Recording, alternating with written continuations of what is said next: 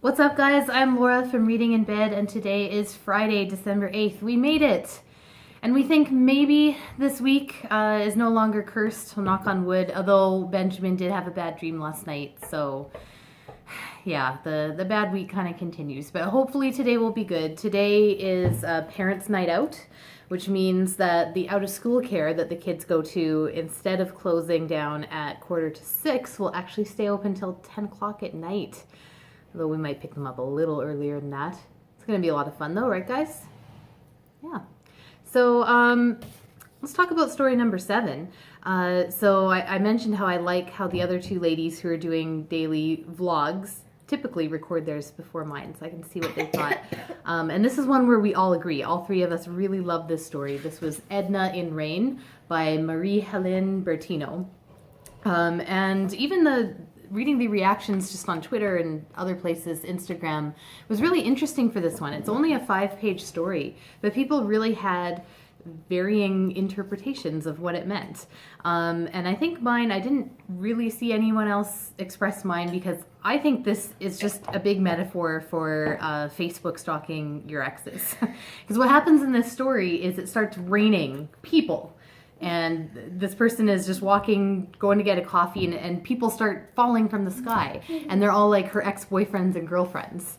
And then some of them are just people that, she liked, but maybe, they weren't actually her boyfriend. She just liked them. So just anyone she'd ever had any kind of feelings for, falling from the sky. And some of them would talk to her. I know something would be raining. You knew something? Yeah, that's right, because it was called Edna in Rain. So you were right about that. Some of them she talked to, like some, exes you might encounter on Facebook and find out what's going on with their lives. And some of them just kind of glared at her. So those are maybe the ones that blocked her.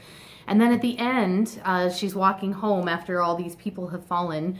And there's a person just sitting on her doorstep and she doesn't know who it is. So I took that to mean that she was going to meet someone and meet them online. I mean, I met my husband online. So that's the way I took it. I took it as a very heartwarming ending that she had to go through all of these ex-boyfriends and people that didn't work out in order to find the right one.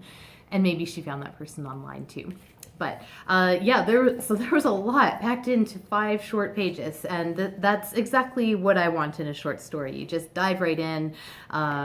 There's all sorts of interpretations and meanings and hilarious lines in here too, and a very satisfying ending. So that was story number 7. So let's take a look at 8, and then because it is Friday, I'll do a little mini Friday reads at the end if you want to stick around for that.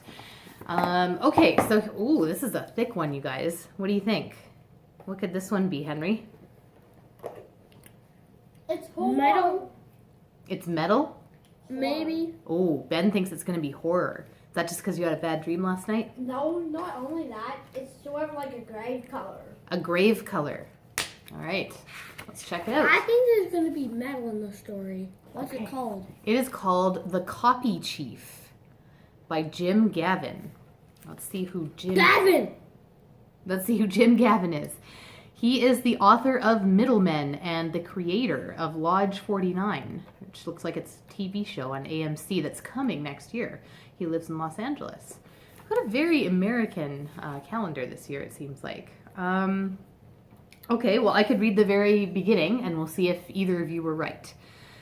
During high school and college, I worked at a gas station. This was down in Los Alamitos, an old aerospace breeding colony on the frontier between Long Beach and Orange County. After I finished my degree, I was elevated to the dignity of a manager. I made $9 an hour, which seemed perfect because the low wage allowed me to defer my student loans for reasons of economic hardship. All the guys on staff were locals. I'd grown up with most of them, and over the years, I watched as they matured into JUCO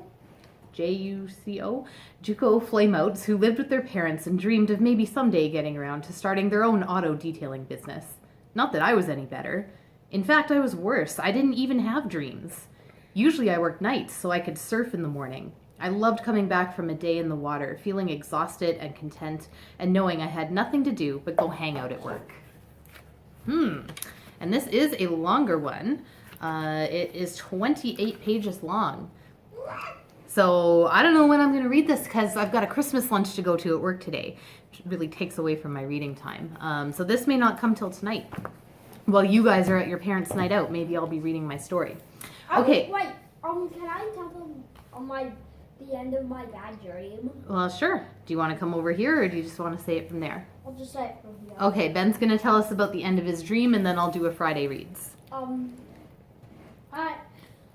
Henry pushed me and my mommy off the top of a really tall building. Yeah, Henry. And in the water, but then we hit the ground instead.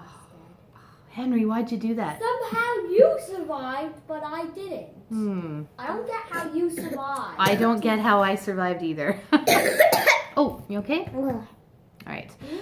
Okay, so let's do a quick Friday reads. If you guys want to mention any books that you've read recently, you can as well. You also said in a very bored voice, relax. Relax. You were falling. Well, yeah. Just relax. We're just falling off a building. Big deal. Okay, so I am reading The Professor by Charlotte Bronte, and I have less than 100 pages left. And when I'm done that means I'm done all of the Bronte novels, which is kind of sad, but also kind of exciting. At the same time, I am rereading Agnes Grey by Anne Bronte on my e-reader. And I'm in the middle of a book of poetry. This is Living Under Plastic by Evelyn Lau. What the heck? What? Living under plastic. Yeah, and this is a library book, and I love this. I found someone was using this as a bookmark, just a receipt from the Toronto Parking Authority, and it's from 2013, so that's kind of cool. Evelyn Lau is best known for her memoir, Runaway, which was about her living on the streets of Vancouver when she was a teenager. That was one of my favorite books growing up, so that's why I'm checking out the poetry. Henry, you got a little Friday Reads action for us? Yes, we finished this last night, right? Yeah. This is Plants vs. Zombies, Battle Extravaganzo. And what'd you think of it? Good. It was good. Okay. Any other books to mention, guys? No, I'm just going to show them. Okay, let's show one page and then we're going to do the outro because the video is getting pretty long.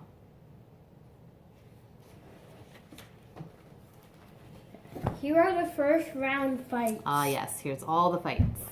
Here, I'll hold that right up. Chesterfield versus Jalapeno Pepper. Sunflower versus Imp. Hypnoshroom versus Conehead. That was a good one. Garbear. Bonkchor versus Balloon Zombie.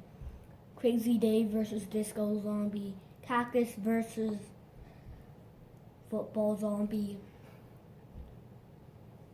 All right, that's good, Henry. So there you go. Those were the first round matchups. Okay, well, we will see you guys tomorrow. So we'll start the weekend. We'll still do our daily videos, maybe not quite so early in the morning. Henry, got any outro for us today? No. Guess not. All right, thanks for watching, guys. See you tomorrow.